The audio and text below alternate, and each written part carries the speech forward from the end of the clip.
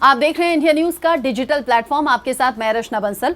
भिवानी कांड को लेकर सिर्फ हरियाणा या राजस्थान तक ही बवाल नहीं है, सवाल देश भर में उठ रहे हैं, जहां पर 2 युवकों को जिंदा जलाकर मार दिया गया। एक जली हुई गाड़ी मिलती है जिसमें 2 नरकंकाल मिलते हैं और यहीं से बवाल शुरू हो जाता है और ये पूछा जाता है कि नासिर और जुनैद को जलाकर मारने वाले लोग कौन हैं। अब इस पूरे मामले को लेकर राजस्थान पुलिस, हरियाणा पुलिस सामने आ गई है। जो नासिर और जुनैद के परिवार वाले हैं वो इंसाफ की मांग कर रहे हैं। राजस्थान पुलिस दबिश डालते हुए हरियाणा पहुंच गई।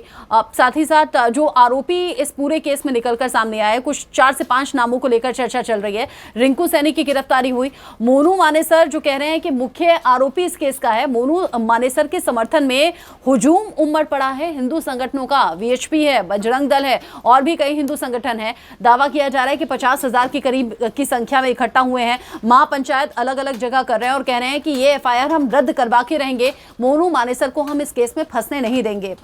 ये एक अलग तरह का कह सकते हैं कि केस मोड़ ले रहा है और ये सब कुछ उसके बाद हुआ है जब एक आरोपी श्रीकांत के घर राजस्थान पुलिस पहुंची, वो भी रात के करीब 3:30 बजे। आरोप लग रहा है कि परिवार वालों के साथ मारपीट हुई है, घर के सामान में तोड़फोड़ हुई है। सबसे ज्यादा दुखदायक ये रहा कि श्रीकांत की पत्नी 9 महीने की प्रेग्नेंट थी। मारपीट धक्का मुक्की में उनके बच्चे की मौत हो गई। ऐसे में परिवार एक तरफ श्रीकांत के गायब होने से परेशान था, जो कि आरोपी है इस केस में, और दूसरी तरफ नवजात बच्चे को खो दिया, यानी कि 9 महीने की जो प्रेग्नेंट लेडी थी उसके बच्चे की मौत हो गई।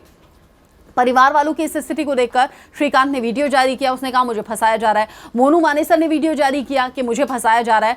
सबसे बड़ी बात यह कि अगर इस तरह के केसेस सामने आ रहे हैं, आरोपी के तौर पर आपका नाम सामने आ रहा है, तो आप कानून के सामने सरेंडर कीजिए, अपनी बेगुनाही साबित कीजिए। आप कहीं कहीं छिप रहे हैं और आपके पीछे इस तरह की महापंचायत हो रही है, या फिर ये कहिए कि गुंडागर्दी भी हो रही है, क्योंकि पुलिस से भी आमना सामना हुआ, झड़प की भी कई तस्वीरें सामने आई हैं और ये कहा जा रहा है कि ये केस हम रद्द करा कर रहेंगे क्योंकि इसमें सच्चाई नहीं है। पुलिस का अपना दायरा होता है, पुलिस सबूतों के आधार पर काम करती है। अगर सबूत किसी के खिलाफ होगा तो कार्रवाई करेगी, सबूत नहीं होगा तो नहीं होगा। ऐसे में राजस्थान और हरियाणा पुलिस तो आमने सामने है ही, साथ ही बयानबाजी भी यहाँ पर खूब हो रही है। हालांकि राजस्थान पुलिस पर भी प्रेशर है इस पूरे मामले को सुलझाने का।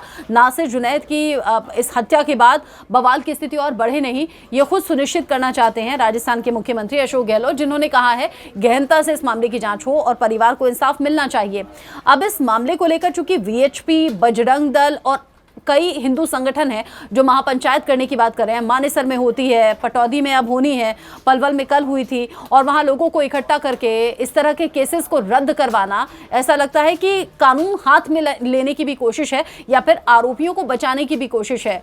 मैं कह रही हूं ना, कानून पर छोड़िए, सबूत के साथ पुलिस काम करेगी। अगर आरोपी पर दोष साबित नहीं होता है तो फिर आपको किस तरह की फिक्र है, और अगर आप दोषी हैं तो फिर कानून से आप कैसे बच सकते हैं।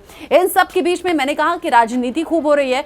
इस बीच राजस्थान के मुख्यमंत्री अशोक गहलोत ने वीएचपी और बजरंग दल को लेकर विवादित बयान दे दिया है। उन्होंने गुंडागर्दी पर उतारू इन संगठनों को कह दिया है, साथ ही कह दिया है कि वीएचपी और बजरंग दल लफंटर हैं। एक बार सुन लीजिए आप क्या कुछ कहा। मैं तो कहूँगा कानून अपना काम करे। तब जैसे अगर उन्होंने एफआईआर कर ली, वापस क्लोज भी हो जाएगी। हमारे यहाँ कंपनी किया हुआ है एफआईआर को, तो मैं ज्यादा इन बातों में नहीं पढ़ता हूँ। मुलजिम पकड़े जाने चाहिए। बड़ी घटना, मामूली घटना है, उस घटना की जितनी निंदा करें उसे कम है। और ये जो लफंडर टाइप लोग हैं जो बजरंग दल के नाम से, विश्व हिंदू परिषद के नाम से काम करते हैं, ये बेईमान लोग हैं, असामयिक तत्व। प्रधानमंत्री खुद ने कहा ये एंटी सोशल एलिमेंट है। एक बार बोल गए वो 4 साल पहले, अगर बार बार बोलते तो अभी नौबत ही नहीं आती। तो ये तो मैं समझता हूँ कि